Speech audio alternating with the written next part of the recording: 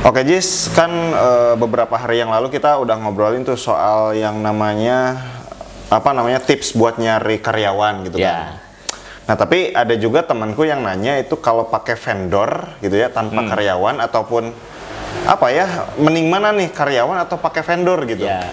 Ini yang mana nih? Outsourcing lah ya. Ya. Jadi memang ada plus minusnya di situ. Ada plus minus ya. Ada plus minusnya. Nah yang pertama yang harus dilakukan adalah mirip kayak kemarin kita lihat dulu kebutuhan kita. Kebutuhan. Selalu pada itu ya. Ya. Kebutuhan dulu ya. Dilihat dulu bisnisnya kebutuhannya apa. Terus, nah apakah kebutuhan ini butuhnya jangka panjang atau jangka pendek? Gitu. Misalkan kemarin kan kita butuh orang buat di dapur. Untuk masak. Nah masak ini kan istilahnya utama lah gitu. Untuk bisnis kuliner itu utama dan bakal masak terus gitu. Selama bisnisnya jalan. Nah, otomatis itu harus pakai karyawan. Gitu. Karena kemarin kita contohnya bisnis makanan gitu ya. Tentu aja ada yang masak-masak nih. Dan masak-masak adalah kegiatan utama dari bisnis makan misalkan gitu ya. Jadi itu yang utama, otomatis itu harus karyawan. Nah, beda kalau misalkan butuh desain. Butuh desain nih. Nah dilihat lagi apakah si desainnya ini tiap hari ngedesain atau enggak si bisnisnya.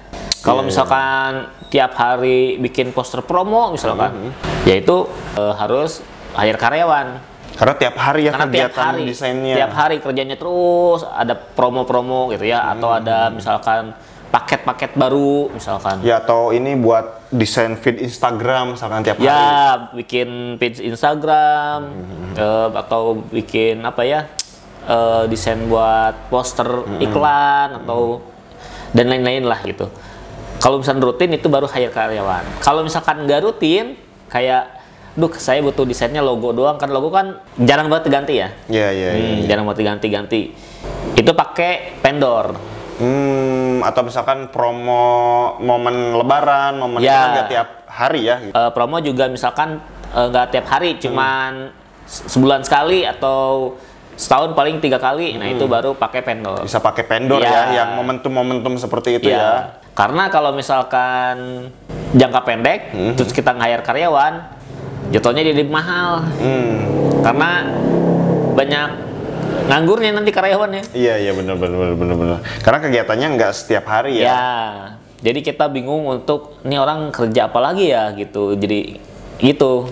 Ya jadi harus lihat kebutuhan dari si bisnis kita. Kalau kegiatannya padat setiap hari gitu ya tentu aja kita butuh yang namanya karyawan. Betul. Tapi kalau misalkan kegiatannya itu momentum yang nggak tiap hari, mungkin 1 tahun itu bisa dihitung gitu ya. Itu bisa pakai vendor gitu. Vendor. Oke.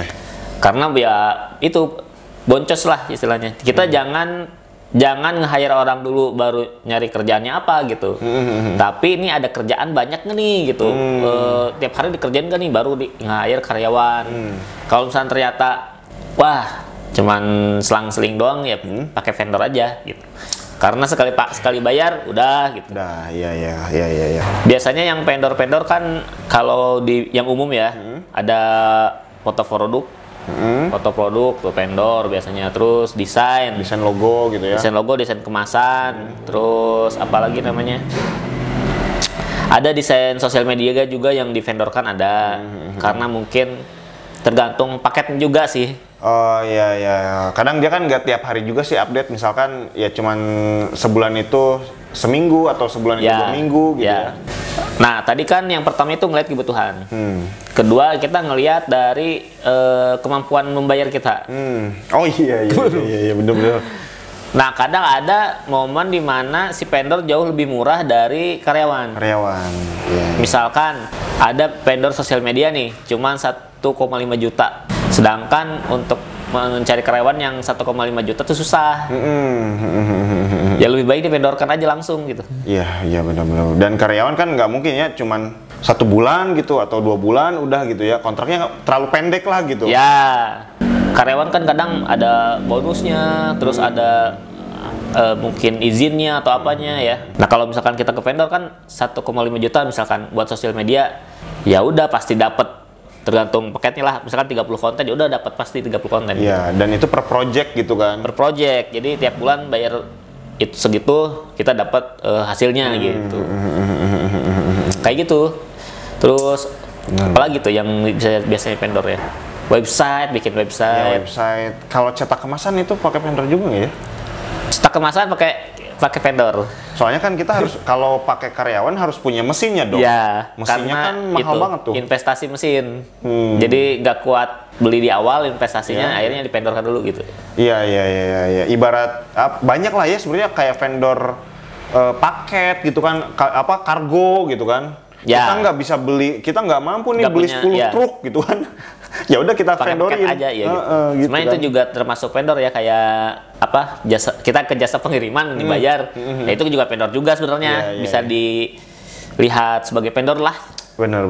Cuman memang ya karena udah terlalu familiar, jadi kayak yang ya udah biasa aja gitu. Iya benar. Gak perlu kerja sama tinggal langsung bayar, kirim ke sini gitu. Nah terus Jis, kan kalau kita cari karyawan itu bisa bisa share, buka lowongan. Ya. Nah kalau vendor kan buka vendor gitu, gimana tuh? Nah kalau vendor kita yang melamar, kalau kita yang nyari ya. Kita yang nyari. Misalkan kita butuh jasa foto produk, ya kita yang nyari gitu foto produk nih. Kan banyak tuh ya yang misalkan jasa foto produk yang sesuai budget kita, misalkan yang sesuai dengan keinginan kita misalkan. Ya dilihatnya pertama harga, cocok atau enggak nih harganya, mampu enggak. Terus abis itu lihat portofolio. Lihat portofolionya nih, misalkan hasil dia sesuai atau enggak sama kita. Nah karena kalau dalam bentuk jasa ya, kebanyakan sih vendor jasa ya, di jasa itu punya punya ciri khas masing-masing. Contoh misalkan foto, pasti dia fotonya misalkan tema-tema yang kalem gitu. Iya, kadang ada juga misalkan fotografer yang memang temanya ceria, setiap fotonya tuh pasti ceria gitu. Iya. Desain juga sama, misalkan kebun desain stylenya kayak gini nih, misalkan. Ada karakteristik tertentu ya di setiap vendor itu ya. Ada karakteristiknya. Jadi itulah yang mungkin jadi pertimbangan. Jadi preference dari kita nih pengen nyari vendor tuh yang kayak gimana gitu ya. Dilihat dari portofolionya. Gitu. Dan budgetnya sesuai nggak nih? Nanti kan gitu kan. Oh yang yang sesuai preference kita itu yang ini, si A budgetnya sesuai ya, tinggal dikontak gitu kan. Tinggal dikontrak gitu. Kalau misalkan nggak sesuai budgetnya, ya nyari lagi yang sesuai gitu kan, budget gitu kan.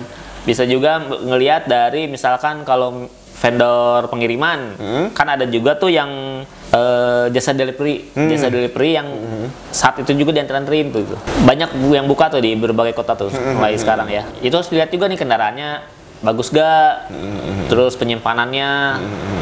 Apalagi misalkan dilihat produk kita misalkan harus hangat atau harus dingin terus. Nah mereka punya nggak alatnya gitu, atau tasnya. Salah satu hal yang itu ya, kita bisnis makanan yang itu misalkan bisnis makanan yang hangat, siap saji gitu kan, dikirim harus keluar kota. Ternyata ada nih beberapa vendor yang sanggup 1 hari nyampe ke kota itu gitu. Ada yang biasanya sih di kota yang sama juga ada Di kota yang sama juga ada. Udah pada mulai tuh UMKM bikin namanya jasa delivery lah untuk UMKM lain gitu. Kayak gitu ada juga. Terus mungkin yang terakhir itu bisa lihat di testimoni. Testimoni, ya bener. Testimoni. Nah jadi wajib banget tuh dikepoin sosial medianya, atau mungkin testimoni di Google Maps. Kayak kebun desain kan testimoninya pada di Google Maps. Terus dicekin lah gitu, testimoninya di mana nih, ditanyain. Kita pengen lihat dulu nih misalkan. Iya. Ya artinya kan itu bisa jadi pertimbangan kita ya, ketika si vendor ini kita mau pakai jasanya atau mau beli produknya dari vendor tersebut, kita bisa lihat nih dari testimoni orang-orang yang sudah pakai gitu kan. Bagus atau enggak gitu kan. Kalau ternyata kita udah suka sama katalognya, portofolionya, tapi pas dilihat dari testimoninya kok banyak yang kecewa ya. Aneh ya? Aneh gitu. Orang-orang katanya misalkan kok tidak sesuai ekspektasi misalkan dari testimoni orang itu kan. Wah, jangan-jangan ini cuman desain katalognya aja nih yang bagus nih. Iya, atau dia nyomot dari orang nih. jadi. Kan gitu. Nah, itu kan jadi jadi pertimbangan kita kalau melihat indikator-indikator tadi terkait dengan vendor gitu ya. Ya, pembuktian. Nah, ya itu. Terus abis itu kalau misalkan cukup rutin, nah bisa juga kita melakukan kerjasama sama vendornya nih. Kan kalau misalkan nggak rutin, itu kan biasanya cuma order aja. Mas order jasa foto, mas jasa video, order misalkan jasa delivery atau apa, udah aja gitu ya. Tapi kalau misalkan kerjasama, mas kita butuh nih dalam setahun. Bisa nggak dapat harga lebih murah kan gitu? Kalau sama karyawan kan nggak mungkin tuh. Ya, nggak mungkin. Nggak mungkin sama karyawan tiba-tiba dipotong gaji. Tolong kasih diskon dong buat gaji bulan ini kan nggak mungkin gitu kan. Nah, tapi kalau pakai vendor ternyata kita mau puas lah, misalkan selama 2 bulan pakai puas dan harganya cocok gitu ya. Mau diperpanjang nih selama 1 tahun nih itunya ya. Karena ada perlulah selama 1 tahun itu. Gitu kan? Siapa tahu mungkin tahun ini padat nih, tahun depannya mungkin gak dipakai lagi kan. Jadi vendor aja deh gitu. Kayak gitu. Dan ya keunggulannya salah satunya yaitu vendor itu berarti ya kontraknya itu enggak ini lah. Kalau sama karyawan tiba-tiba kita PHK kan kasihan juga ya. Gitu. Kita lagi nggak ada budgetnya nih bulan ini atau bulan ini gitu kan. Kita bertanggung jawab lah gitu atas pekerjaan karyawan kita gitu. Kalau misalkan vendor kan ya udah kita beli jasanya ya udah gitu. Ketika kita nggak ada uang ya kita nggak beli lagi gitu kan. Iya betul. Tapi kalau misalkan karyawan bulan depannya kita jualan kita kurang, ya tetap harus digaji dong, gitu kan? Betul. Gitu. Kalau kebutuhannya ternyata bukan kebutuhan yang jangka panjang, itu rekomendasinya vendor ya. Pakai vendor aja. Kalau rutin itu baru pakai karyawan. Karena kalau misalkan kadang gini ada momen vendor kalau rutin jadi lebih mahal. Gitu. Kalau misal rutin. Tapi kalau misalkan cuman sekali 2 kali, ya nggak masalah gitu, agak mahal dikit, tapi kan lebih murah daripada kita menggaji dalam setahun misalkan. Dibandinginnya gitu. Benar. Iya, ibaratnya kalau gaji karyawan untuk UMKM misalkan gitu ya di levelan misalkan yang ada yang sanggup 2,5 juta atau 3 juta lah misalkan. 3 juta nih buat gaji karyawan UMKM gitu ya. Nah, sedangkan pakai vendor yang kita butuhnya itu cuman beberapa project 1 atau 2 bulan. Itu bayarnya misalkan di 10 juta misalkan.